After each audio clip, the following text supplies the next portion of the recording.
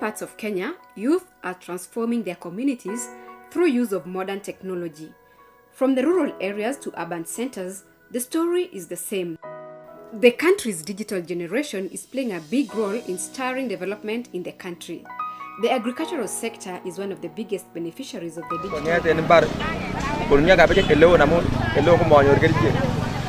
With use of modern technology, communities are now beginning to enjoy newly found wealth. In Bomet County, the story is the same.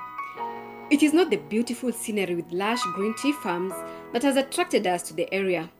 Robert Mutai's success story in farming is equally attractive.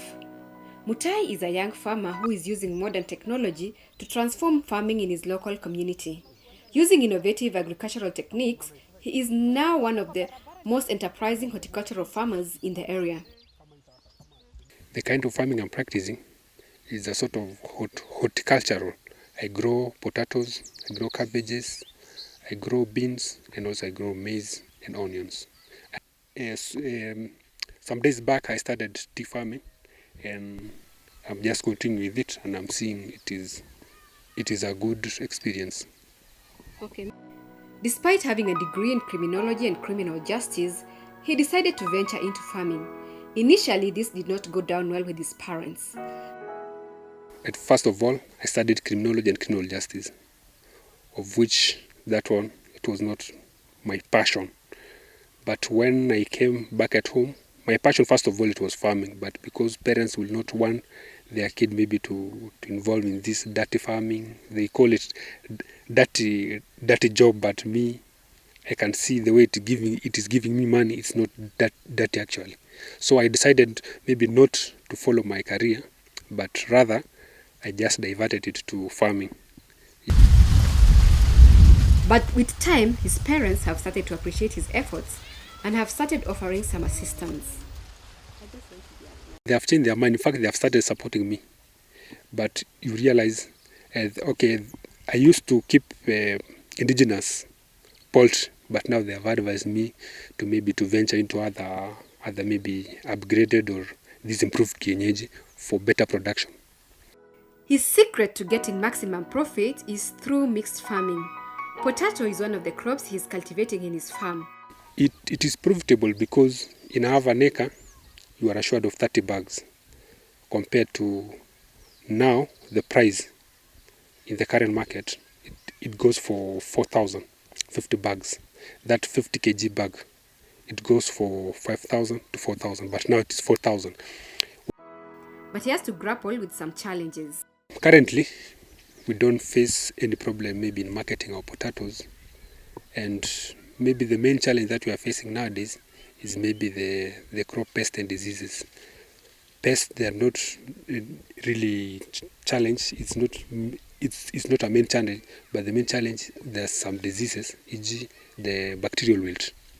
Bacterial wilt, you understand, there's no medicine to cure. There's no chemical which can be used to cure the bacterial wilt, of which sometimes it can give us farmers a very big loss. Yeah. So the way I grow potatoes, first of all, I start with primary cultivation, of which I go to secondary cultivation, then tertiary. After tertiary cultivation, I now go and plant potatoes. In 1 acre piece of land, I need 100 kilos fertilizers and 10 bags of potato seeds. Then after that, it will just be followed by farm practice, e.g. weeding, earthing up, then spraying. Then after all those practices, it is now ready for harvest. Is it high nutritional value? There is also a variety of beans that is under cultivation in his farm. Yeah, I have planted beans and soya. I usually plant beans after potatoes because the land is still smooth and there's no weeds. And also, I need nitrogen in my soil so that I can, when I'm planting the next plant, it can benefit from that nitrogen. As you know that beans, they are good nitrogen. They are good in fixing nitrogen into the soil. I'm going with soya beans for our home use. Sometimes you understand this. Okay, it's a supplement. It is a supplement for maybe tea and coffee. We also use for home use. Being able to understand the markets also helps him to reap profits. Currently, especially Bomet County, we were heavily hit by the disease which affected maize. The sorghum and the millet, people used to say that they are indigenous crop, but us as farmers and entrepreneur, because as entrepreneur we have just realized that there is an opportunity there, because those things they are sold expensively, and not many people plant in large quality. But me, quantity by me, when I came to the field, I saw that it was an opportunity. So I just decided to venture in that opportunity and just grow millet and sorghum. So like You are assured of 600 kilos of millet. In sorghum, you are assured of 700 kilos. Grow cabbage, because maybe of weather condition. As you can see, all other farms are occupied. Those people, maybe they don't have anywhere to plant those cabbages. So fortunately, there is nobody who is able to plant cabbages now. But because me, I have a vacant land, I've just taken that as an opportunity. And these cabbages, they'll be harvested in the month of around October. At October, usually there's no cabbages of which it will fetch a good price. Currently, I met people from Muranga, from Meru, and we interacted. I know, they told us how they are going on there, what they are growing. We also told them what we are growing.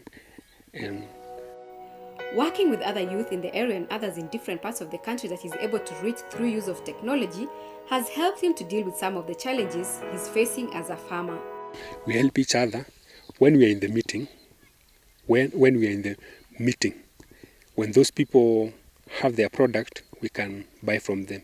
Let's take, for example, if you keep poultry and I need poultry, I can go, when we meet there, I purchase them from them. When they come to my farm, when I have potatoes, they also purchase it from me, or beans, or everything. Or if they have any knowledge about any other market, they usually inform us, and we venture into that market, and at the end of the day, we make a lot of profit. Yes, in modern technology, my farm, as you can see that plot of land, nowadays I don't cultivate land, because when you cultivate land using tractor, it might cost you more. But in the real sense, you can just use herbicides.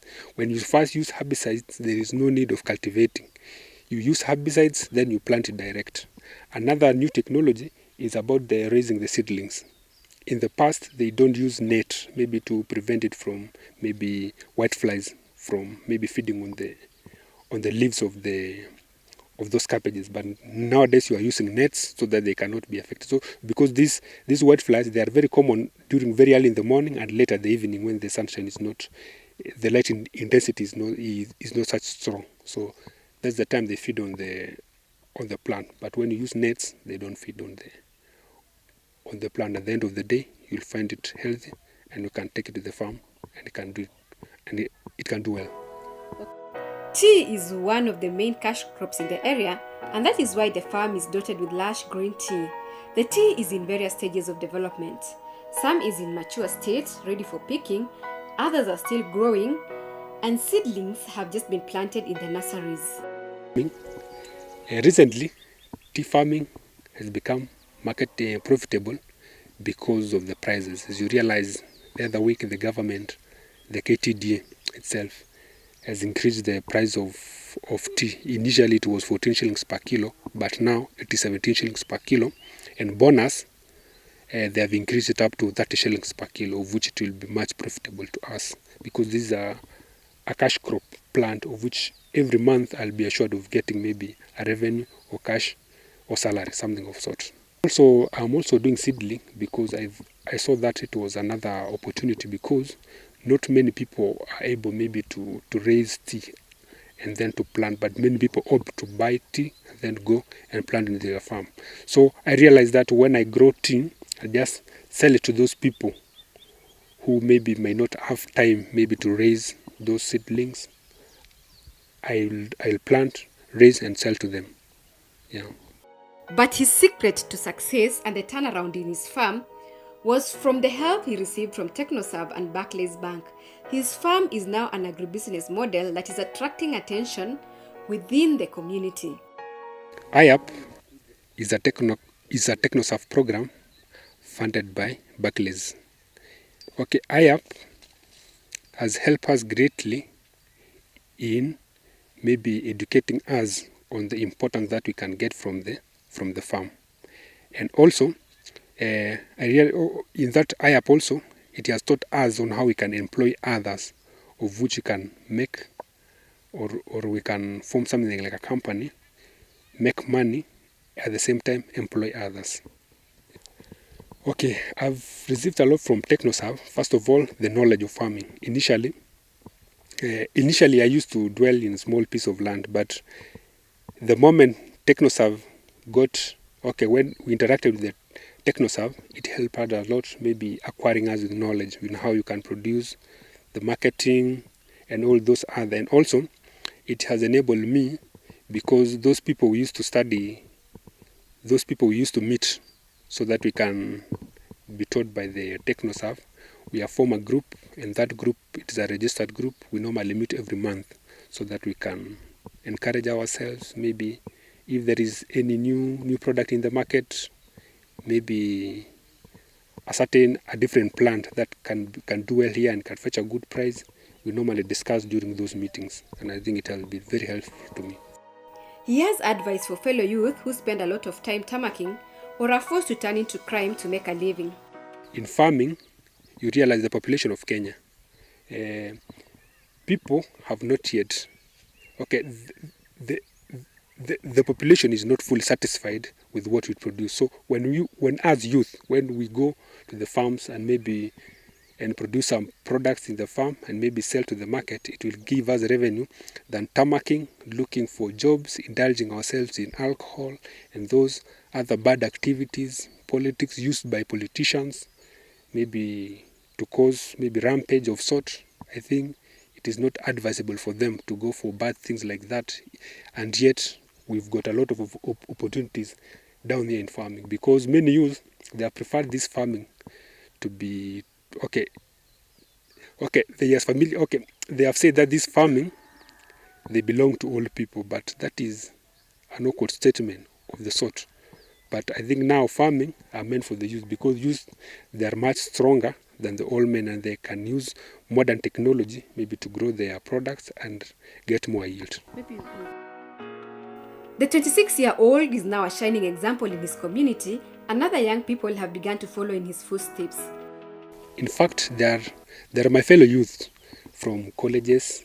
Some are from Form 4. They have just tarmac looking for a job, but because Kenya there's no jobs or the market are flooded, so they opt to farming. Barclays really helped us a lot, because nowadays there is an app called K3. That's where we can update our records. When we update our records, and maybe you want a loan, you can just borrow a loan without much difficulties. You'll get a loan than going to the bank, because as youth we don't have any security. I don't have a title deed. I don't have maybe cows to show as my securities, but only that app with my records there, I can get a loan and can repay it in good time.